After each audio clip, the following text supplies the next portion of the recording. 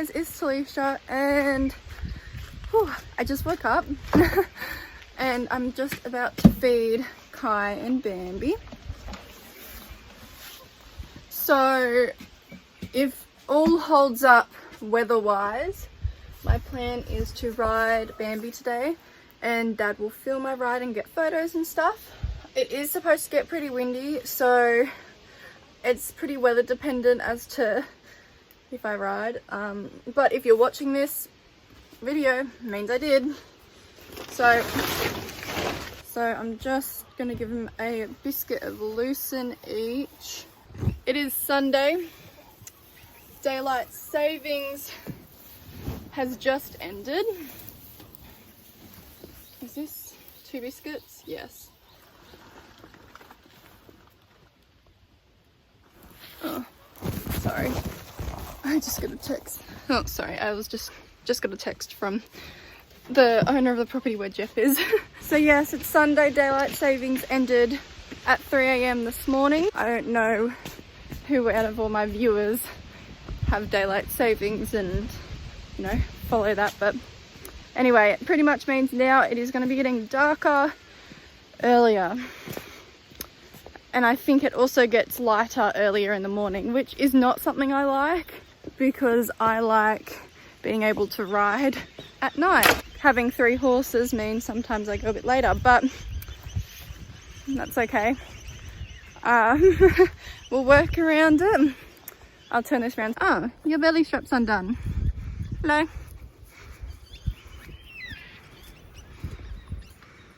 I'm just going to throw the horses there, hey? Hello. Oh. Why are your buckets all the way over here?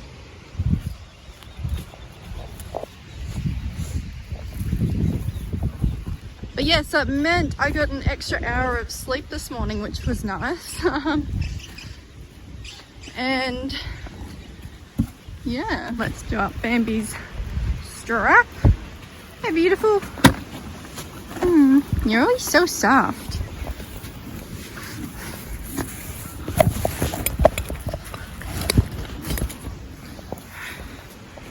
So, as you guys probably already know from my last video, and if you follow me on Instagram, Jeff is at a different property now. She's only a few minutes down the road, but the owner of that property happily feeds and rugs Jeff at the moment while she's not working because of the virus. She's working from home, so it means she's at home and can look after her for me at the moment, so that's really helpful. So now that they've had their food and Kai's rug's crooked, so this horse is just like lopsided or something, because every rug it does it. But yeah, I'm gonna go have my breakfast now and then hope that the wind doesn't get too bad so I can ride.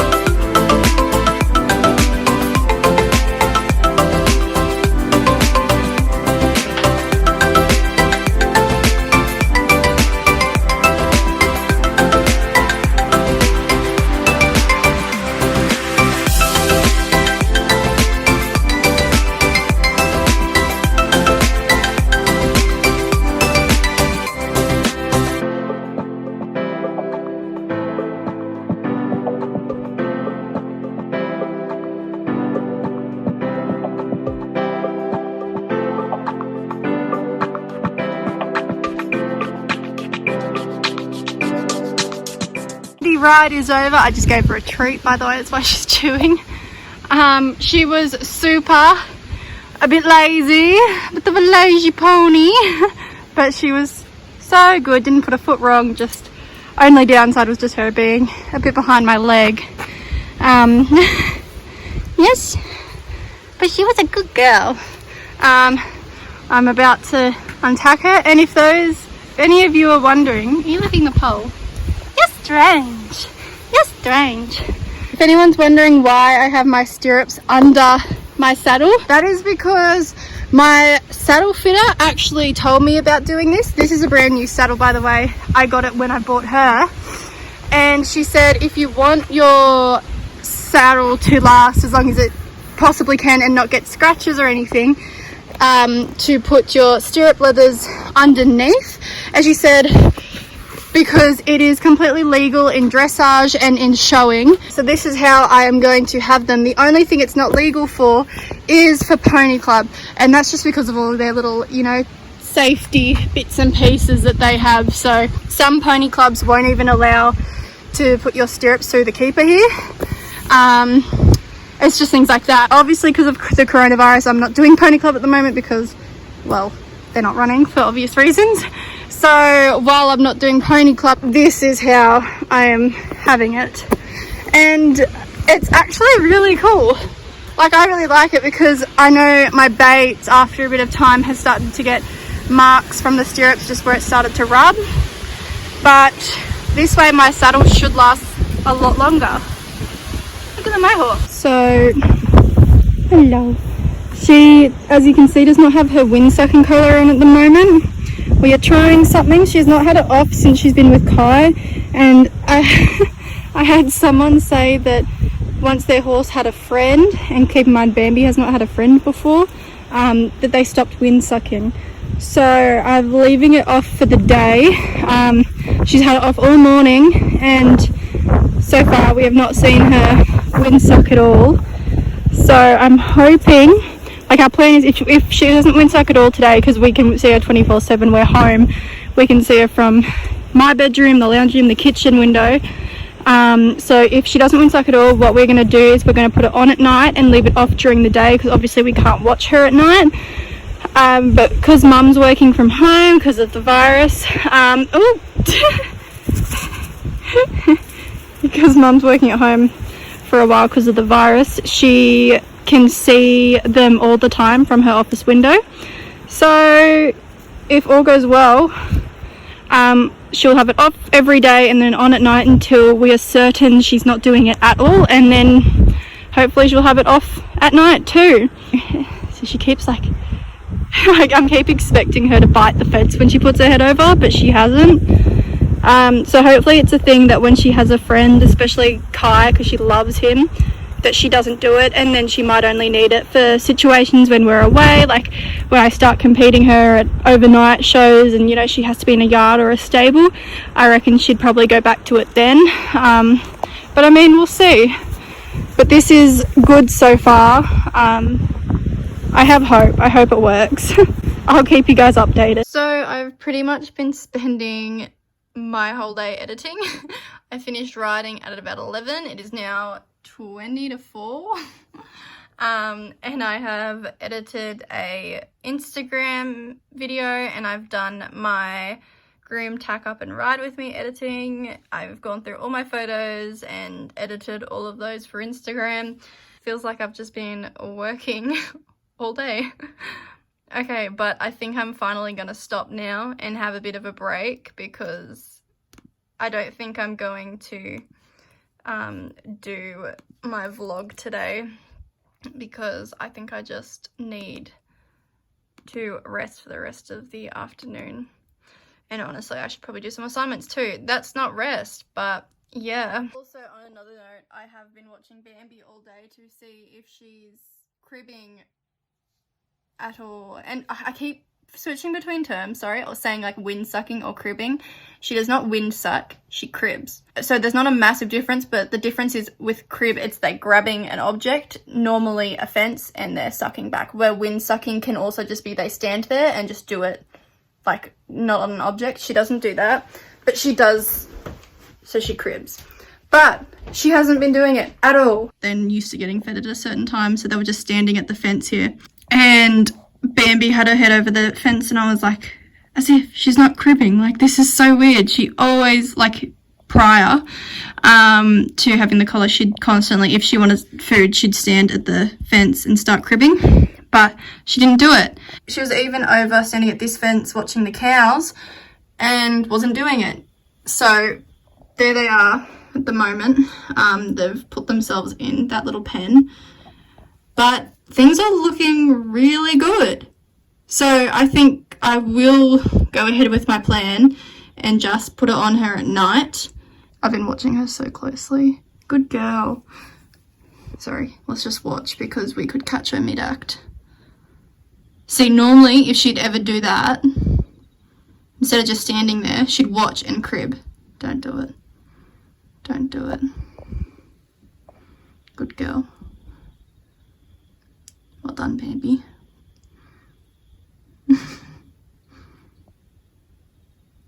Every little move she does when she's at the fence now, I'm like, oh. Oh, that's such a good sign though. Like, look, right now, oh, I really thought she was going to do it. She keeps looking like she's going to, but she's just moving. I don't think she's seriously even thought about doing it.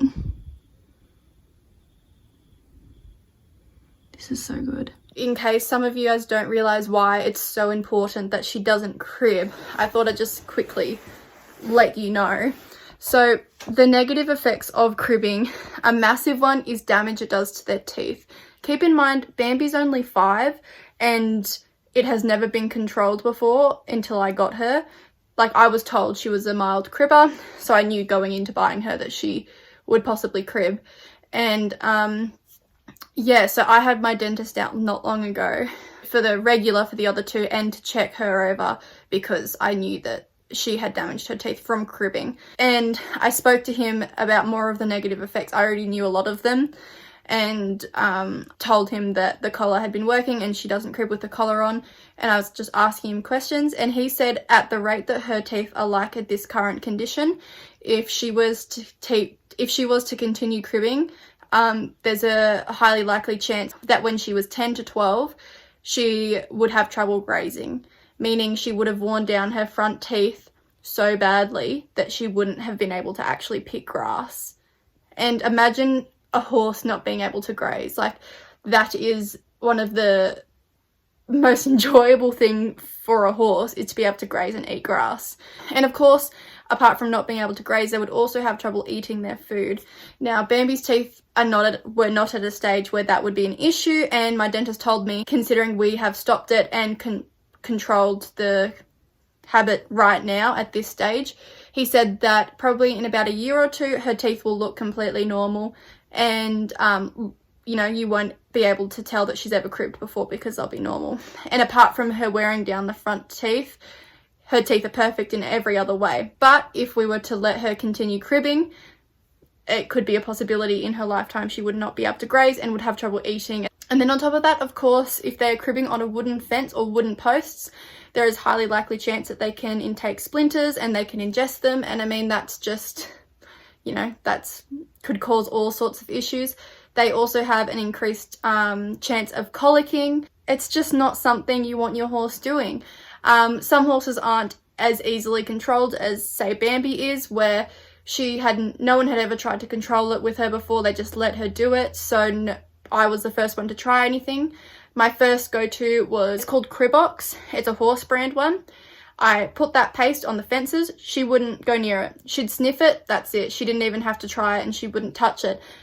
That worked, but the problem is our whole paddock is wooden. A little bit of rain and the paste is off the fence, and I was out there in pouring rain reapplying it, and it was too much. Another possibility, of course, is always to electrify the top of your fences, but I had a feeling even electrifying my top posts would not do enough, because obviously I have my stables which are wooden and I have trees and stuff, and I felt like, and of course that's a very expensive thing to do as well, but I felt like if she really wanted to, she would go to something else, like try bite the bottom posts or, you know, the tree, anything like that. So the thing I tried first was the collar. The collar I used is the Miracle collar. There are many other different collars. I've seen the $20 ones, which are just the like blue ones, and they just go behind the ears, and it's like that metal thing that goes around their throat, and I hated the look of those. I'd never tried them, but just thought they looked so uncomfortable for the horse. So the Miracle collar is the more expensive option on the market, but in the end I didn't care because it's my own horse's comfort and well-being. I paid $150 for the Miracle collar instead of the $20, so it's a big price difference, but it is much more comfortable for her and stopped the issue straight away. And yeah, so she's had that on ever since we've owned her. And then now that she's got a friend, because I had a kind of like a thought, I always thought that possibly a buddy would help because she's always been paddocked alone, and I feel like that may have been why it started, out of boredom and just being lonely. And so far that's proven to be true. I honestly didn't think we'd be able to break the habit because cribbing and windsucking is something known that you just can't break it. It can be controlled, but it's very rare, if not impossible, to actually break the habit of it, because the reason they enjoy windsucking and cribbing so much, it is because of the endorphins released when they actually do it. And people compare it to a drug, like how people get addicted to the endorphins they get when they take drugs. It's like same things with the horses when they crib, which is obviously a horrible thing. And like drugs, cribbing is bad for horses. They both affect your health in a negative way. So although I didn't want to be using a collar on her, using a collar was definitely going to be an option rather than letting her teeth and health deteriorate. Severe cribbers also lose a lot of weight. She was not a severe cribber, so she never lost weight or condition. She was always in good condition. But still, it's not something I want her doing. But she's been going really well. Again, she's just right now standing at the fence, staring, which is normally when she would have been doing it. So maybe we can break the habit. But I know that even if she's able to be paddocked and not have a collar on, I'm sure it's going to be a thing that is brought on in stressful situations. So when we start staying overnight for shows and we start stabling her at shows, things like that, or when she doesn't have Kai, just when she's away, I'm pretty positive it will come back up again. So the collar will always be something we keep, but if she is able to live out in the paddock and live her life 24/7 without a collar, apart from going away on the odd occasion, like, that is honestly massive, and it's not something I thought I'd be able to do with her. So far so good though. It's really good to see that Kai has made such a big difference for her, and it also really shows how much horses need a buddy, because a lot of the reasons that cribbing is brought on is loneliness, boredom and stress, because she's never really been in stressful situations, you know, like even when she was here, obviously when she first moved here it would have been a new environment, and that's can be stressful and stuff, but you can tell by her mannerisms and how she was that it wasn't stress related. So now we've found out that it was loneliness and boredom, most likely, probably loneliness more than anything. But yeah, so I'm happy that we're starting to figure out ways around this, and it just makes me really happy to know that she might be able to live without a collar. How happy she is. She's got Kai behind her, just standing at the fence. I want my food, but I'm good. I stand here, I don't crib. I good girl. I'm just so glad. I thought I would just let you guys know that it has been a week since I filmed that video, and Bambi is still happily living without her Miracle collar on during the day and just having it on at night. She has not even thought about touching the fence, not at all, not once, and we've been able to watch her all the time because Mum, as mentioned before, is at home. So this is awesome. I'm so happy that she's now able to live during the day without the collar on.